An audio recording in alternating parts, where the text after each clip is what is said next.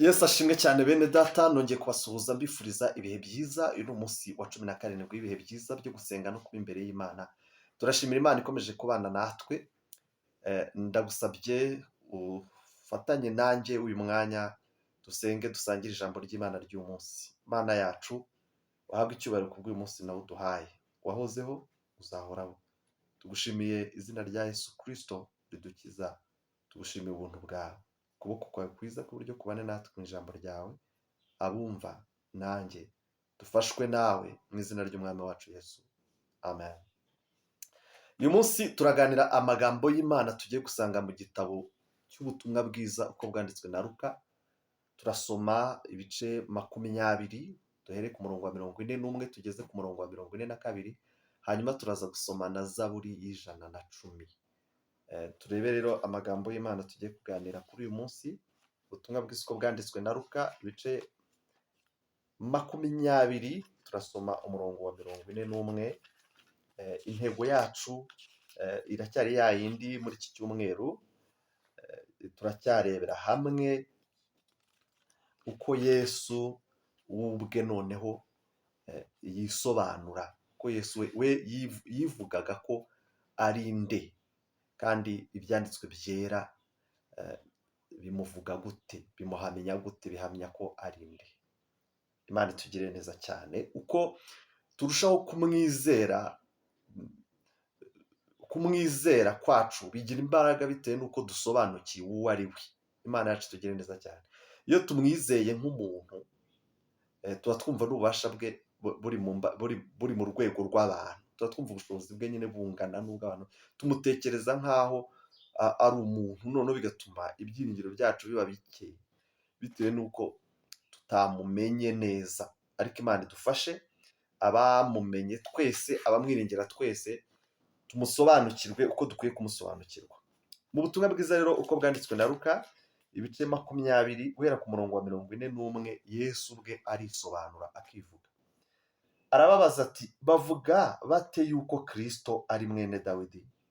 Ko Dawidi ubwe avuga mu gitabo cya Zaburi ati, Uwiteka yabwiye umwami wanjye ati, icara iburyo bwanjye, ugeze aho nzashyirira abanzi bawe munsi y'ibirenge byawe. Mbese ko Dawidi amwita umwami, none yabasha ate no kuba umwana we? Aha rero niho ubwenge buri. Imana yacu itugire neza cyane. Yesu ubwe yarisobanuraga, ariko abantu bakanga bakinangira ntibumve. Uko barushagaho kumwita mwene Yosefu na Mariya, cyane cyane ko nk'uko twabibonye ntago bashyikiraga ukuntu Mariya yabyaye atabonanye n'umugabo.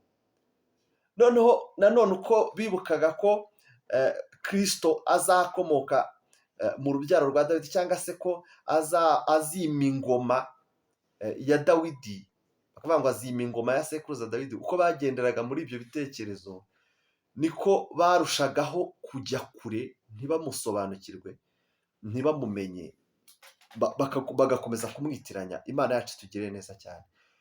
Uru rujijo rero ni rwo nifuza ko twebwe dukuraho, tukamenya ko Yesu ari umwami ufite ububasha, ufite ubushobozi, kandi akagira n'ubutambyi buhoraho.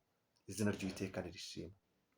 Tutaratangira kuganira amagambo, dusimbukire muri Zaburi y'110, turebe noneho aho ngaho Yesu yarangiye abantu.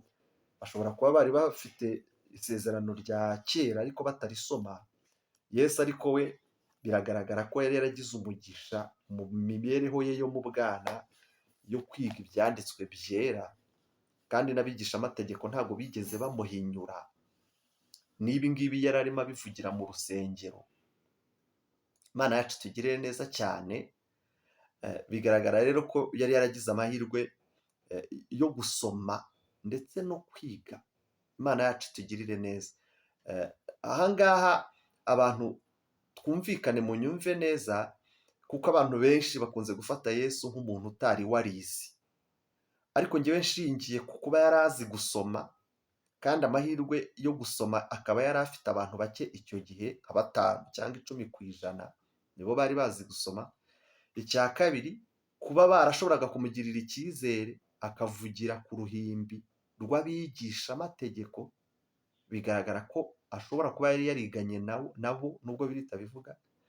Shingiye kandi ko abigishamategeko iyo bamusangaga ntawatinyukaga kumubaza ngo wize he cyangwa se kumubaza ibibazo nk'ibyo, ahubwo aramubwira ati mwigisha, ukuntu wigisha bitandukanye, urarenze. Nikodemo yaramubwiye ati urarenze, urihariye. Kandi Nikodemo nawe yari umwigishamategeko, ariko aramureba aravuga ati ngewe mbona urenze, ibintu ukora iyo tubihuje n'ibyo wigisha tubonamo ikinyuranye, rwose turarenze. Muri Yohana ibice 3 hari n'umwigisha amategeko bahuriye mu nzira mu butumwa bwiza uko bwanditswe na Luka ibice 10 guhera ku murongo wa 25 bati mwigisha, nzi neza ko wihariye. Numva rero baramwemeraga kandi ntabwo bari kumwemera bataramwigishije. Ibyo ni ibitekerezo nkura mu byanditswe byera. Ntabwo rero Yesu yari umuntu utari warize. Aha rero yaberetse urugero rw'ibyanditswe bivuga Kristo muri Zaburi. Iyi Zaburi ni Zaburi 110, tuyisome nayo. Uwiteka yabwiye umwami wanjye ati icara iburyo bwanjye ugeze aho nzashyirira abanzi bawe munsi y'ibirenge byawe. Uwiteka ari i Siyoni azasingiriza kure inkoni y'ubutware bwawe, tegeka hagati y'abanzi bawe. Abantu bawe bitanga babikunze ku munsi ugaba ingabo zawe.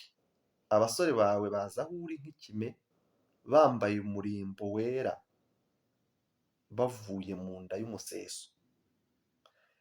Uwiteka ararahiye ntazivuguruza ati uri umutambyi iteka ryose mu buryo bwa Melikisedeki. Umwami Imana ihagaze iburyo bwawe, izamenagura abami ku munsi w'umujinya wayo. Izacira imanza mu mahanga, izuzuza ahantu intumbi, izamenagurira imitwe mu gihugu kinini cyose. Umwami azanywera ku mugezi wo mu nzira, nicyo gituma azashyira umutwe we hejuru. Ngiyo Zaburi 110. Iyi rero ni Zaburi ya Dawidi. Iyi rero niyo Yesu yahise abwira abantu, arababwira ati ariko ko Dawidi yavuze ati Kristo ni umwami wanjye, ni gute mwebwe mumwita umwana wa Dawidi? Uwiteka yabwiye umwami wanjye ati icara iburyo bwanjye ugeze aho nzashyirira abanzi bawe munsi y'ibirenge byawe. Uyu muririmbyi witwa Dawidi w'umwami ubwe, uwo yavugaga yamwitaga umwami. Bigaragara rero ko Kristo atari uwo kuvuka mu rubyaro rwa Dawidi, ahubwo yari uwo gutegekera mu bwami bwa Dawidi, yari uwo kuzima ingoma ya Dawidi. Ariko aha hahishemo ibanga ry'ubumana. Aje ari umuntu ariko yarahozeho. Izina ry'Uwiteka rishimwe.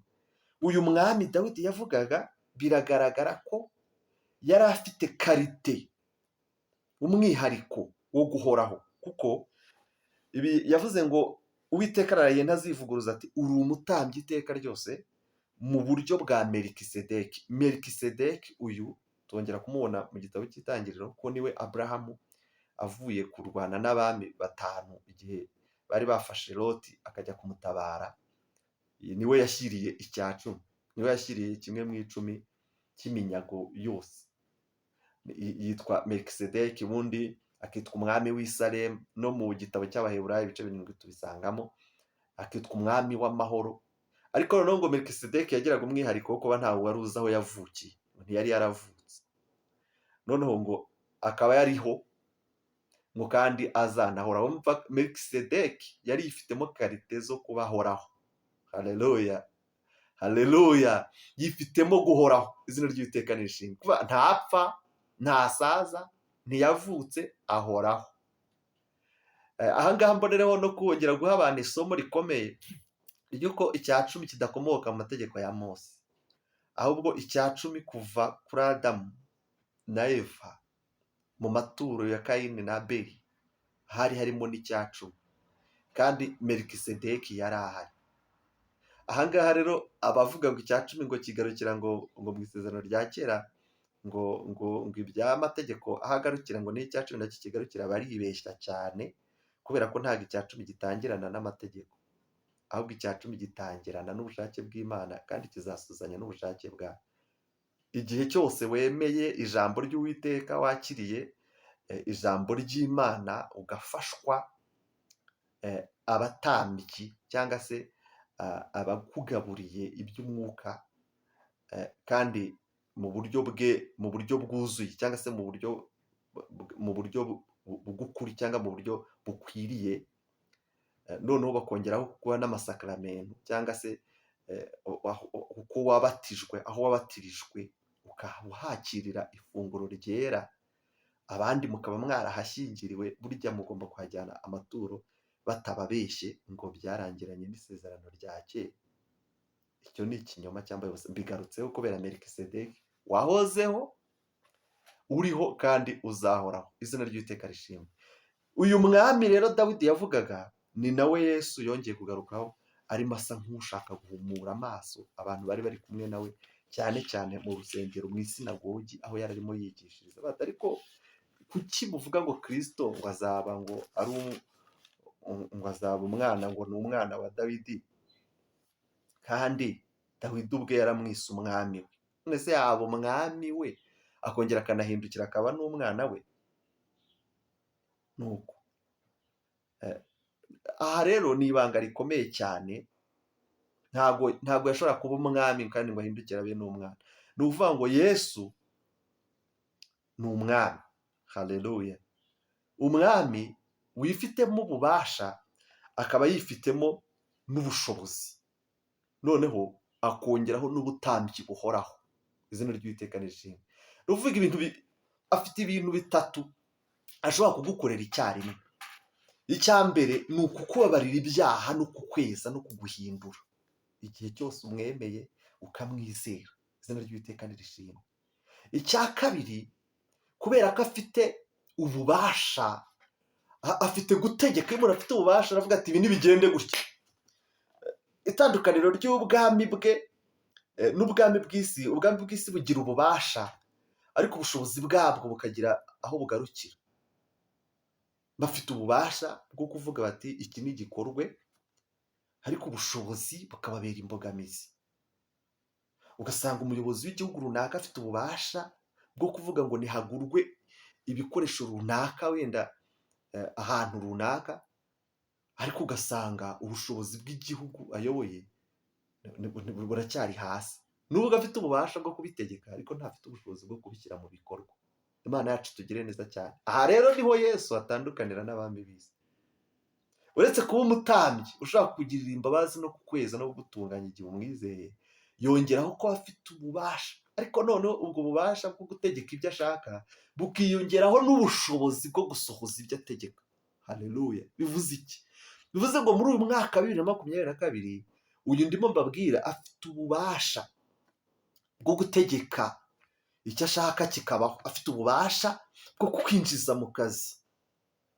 Nubwo umaze igihe kinini uri umushomeri, ndagira ngo utangarize ko afite ububasha bwo kukwinjiza mu kazi. Hari abantu b'abakiranutsi birinze, babuze amahirwe y'akazi kubera kwanga ibyaha. Wagize umugisha, kora ikizamini uragitsinda, ariko bagusabye gukora ibyaha urabyanga, ubura akazi.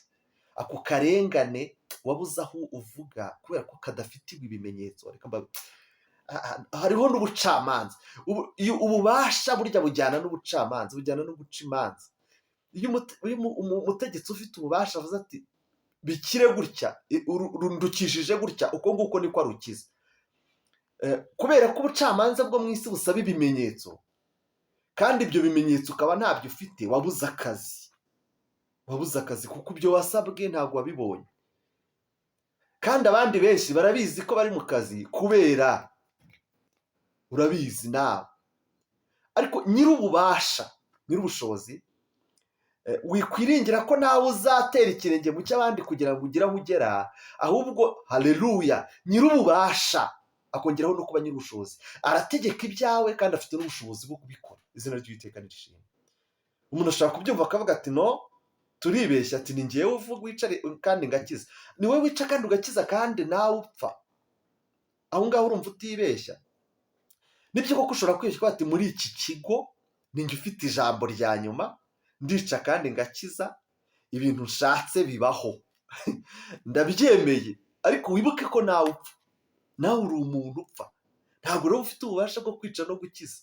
uyu munsi hari ibyo wishe, hari abo washyize mu kazi kubera ruswa, ariko ejo bundi uzavaho, kuko ntabwo nawe uhoraho, ntabwo uri Melikisedeki. ariko ndashimira Yesu ko ari Melikisedeki we, ndashimira ko ahoraho, ahora ari umutambyi iteka, ugira imbabazi, kandi ahora ari umwami iteka.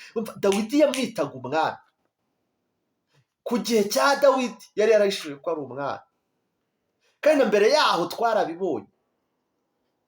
none n'uyu munsi aracyari umwami, izina ry'Uwiteka nirishimwe. uwo mwami rero ufite ubushobozi akagira n'ububasha n'ubutambyi icyarimwe, niwe wenda gusubiramo ibyaha.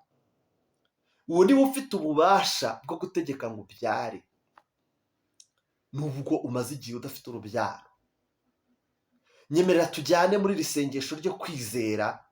wizere, we kwiringira amagambo y'ibinyoma, we kwiringira abakubwira ngo dore ngo birabaye, ngo bizagenda gutya. oya, ahubwo senga cyane, kubera ko uyu mwami afite ububasha kandi akunda kwingingwa. Ni ikintu twabonye, kubera ko intego yacu y'amasengesho iri muri Luka igice cya 18 umurongo wa 1 kugera ku 8, kandi ni ukwigisha gusenga iteka tutarambirwa. ubwo ni ukugira gute kwinginga? ngo se umurongo wa 6 ngo ese ngo Uwiteka we ntazasubiza cyangwa ntazarengera intore ze zimutakira ku manywa na nijoro, ngo mbese yazirangarana. harimo ikintu cyo kutarambirwa kandi bifitanye isano no guhendahenda.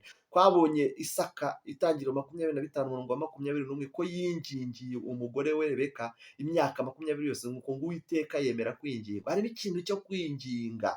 Uwiteka akunda kwingingwa, reka kwirara uvuge ngo yaravuze. hari n'igihe baba barakubwiye itavuze, barakubwiye ibijyanye n'amarangamutima yabo. twarabibonye mu gitabo cyo gutegeka kwa 2:18 umurongo wa 20 ko hari abantu bishingikiriza ko Uwiteka yatanze impano y'ubuhanuzi bakayiyitirira, bakavuga ibyo bitekerereje. Imana yacu tugirire neza cyane. icyo ni ikintu cyo kwitonderwa. ahubwo komeza kwinginga Uwiteka, fatanya natwe twinginga Uwiteka. izina ry'Uwiteka nirihabwe icyubahiro. uwo twinginga ni umwami wahozeho, uriho, uzahora, ufite ububasha n'ubushobozi. afite ububasha bwo gutegeka ibyawe, ariko afite n'ubushobozi bwo kubishyira mu bikorwa. ahandi hantu hose ujya utekereze neza, urebe niba ibyo bintu byose uko ari bitatu babyujuje. bafite ububasha, bakagira n'ubushobozi, bakagira n'ubutambyi icyarimwe. urebe niba bashobora kukubabarira, bakakweza, bagasibanganya ibyawe byatambutse, ibyo wakiraniwe, bakakwinjiza mu bugingo bushya. urebe kandi niba bafite ubushobozi. Imana yacu tugirire neza cyane bwo gukora ibyo bafitiye ububasha. kandi igihe umuntu aba afite ububasha ariko adafite ubushobozi bwo gushyira mu bikorwa ibyo arimo avuga, urebe niba koko byo bavuga ngo barica kandi bagakiza, bashobora koko kugumaho kugira ngo ibyo bishe bagumye babishyingure iteka. ariko ngewe uwo nkubwira n'ufite ubushobozi bwo kuzura n'ibyo bishe bikazuka. izina ry'Uwiteka haleluya, ndanafashijwe. uwo turi imbere afite ububasha bwo kuzura n'ibyo bishe. aho gutinda mu bintu, aho gutinda mu magambo, tinda imbere y'ufite ububasha. haleluya, mureke dutinde imbere y'ufite ububasha ariko n'ubushobozi. ndabigusabye nkwinginga ngo uze dufatanye. hari ufite ububasha n'ubushobozi bwo kuzura n'ibyo bishe, kubera yuko bavuga ko bica bakanakiza. ni abantu bapfa, ni abantu barangira, ni abantu bavaho bagasimburwa n'abandi. izina ry'Uwiteka nishimwe. reka dusenge. Mana yacu, turagushimiye ku ijambo ryawe. ufite ububasha, ufite ubushobozi, ufite ubutambyi, uratubabarira ukatwiyegereza. nyemerera ube mu ruhande rwacu uyu mwanya wo kuba imbere yawe. usubize icyifuzo cy'umuja wawe ushaka urubyaro, akaba kwizera ko ufite ububasha. cyakire ugisubize. subiza icyifuzo cy'umugaragu wawe wabuze akazi kubera yabuze bitugukwa, yabuze amahirwe, ariko ufite ububasha, ufite n'ubushobozi, urimika ukimura. ibyo byose biri mu kuboko kwawe. ufite ubushobozi bwo kuzura ibyo bishe ukongera ukabisubiza mu buzima. habwa icyubahiro Uwiteka. twe turakwiringiye kandi turagutegereje. Umugisha abantu bose bumvise iri jambo bakaryizera, kandi ukuboko kwawe kwiza k'uburyo kubane nabo, mu izina rya Yesu, amen.